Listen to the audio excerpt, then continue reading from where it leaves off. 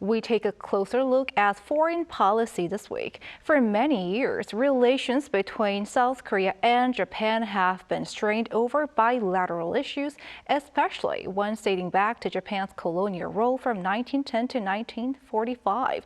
For more on those historical disputes and ways to resolve them, we have our foreign affairs correspondent Bae Eun-ji joining us in the studio. Good to see you, Eun-ji. Good evening. Good evening. So, reports say the leaders of the two neighbors might meet sometime soon, possibly in March. Is there a chance for improvement in bilateral relations this year? Well, Jung-min, since President Yoon Suk Yeol took office in May last year, he vowed to improve relations with Japan. And a senior official from the presidential office said yesterday that after bilateral issues have been settled, they plan on reviewing the resumption of so-called shuttle diplomacy, a practice where the leaders regularly visit each other's country, something that hasn't happened since 2018. Top diplomats of South Korea and Japan are also likely to meet next month during the annual Munich Security Conference, scheduled from February 17th to 19th. A Japanese expert that I talked to showed hopes on relations between Seoul and Tokyo, but added there are some issues that need to be resolved. Japan does feel that South Korea's Yoon Suk Yeol administration truly hopes to improve ties between the two countries. And Japan also thinks that bilateral relations are something that need to be restored soon. And since President Yoon took office, I don't think there's a dark outlook. But there are definitely some obstacles that need to be overcome. And Eun-ji, to resolve ties, the two countries must first resolve the issue of long-standing issue of compensating Korean victims of Japan's past forced labor. That's right, Jung-min. Yesterday, officials from South Korea and Japan held working-level talks in Seoul regarding this issue, but failed to reach an agreement even after 3 hours of discussion. They did decide to hold further talks at a higher level, but it seems like it'll still take some time before this issue can be resolved. In landmark rulings in 2018, South Korea's Supreme Court ordered two Japanese companies, Mitsubishi Heavy Industries and Nippon Steel, to compensate the Koreans they subjected to forced labor.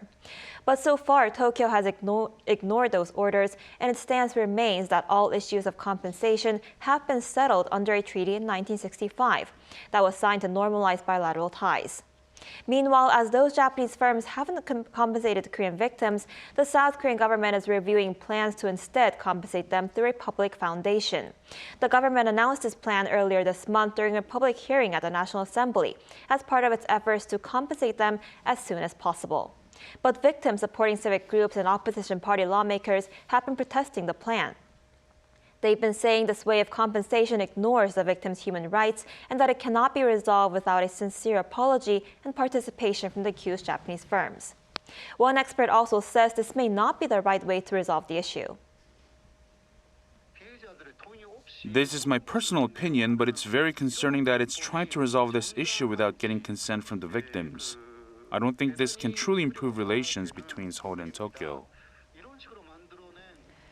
And there's also the issue with the Sado mine, the historic gold mine in Japan that used forced labor during World War II. Do tell us more. That's right. That's another issue that's showing no signs of resolution. Located on the island of Sado in Japan, Sado mine was one of the largest producers of gold in the world in the 17th century. After the Pacific War broke out, it was used to obtain copper, iron, and other materials needed for the war. Japan has been pushing to have this place designated as a World Heritage Site, despite strong objections from South Korea. Earlier this month, Tokyo resubmitted a letter of recommendation to UNESCO. This was to supplement an initial version submitted about a year ago that UNESCO said was incomplete and declined to review. In protest over the latest letter, South Korea's foreign ministry had summoned the official in charge of economic affairs at the Japanese embassy in Seoul.